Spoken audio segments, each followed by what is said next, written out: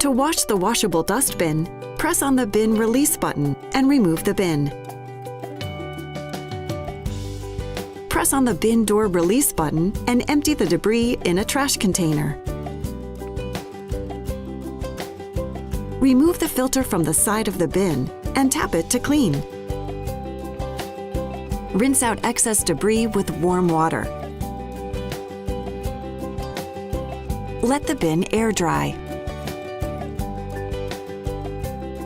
When the bin is completely dry, place the filter back onto the bin, ensuring it snaps into place.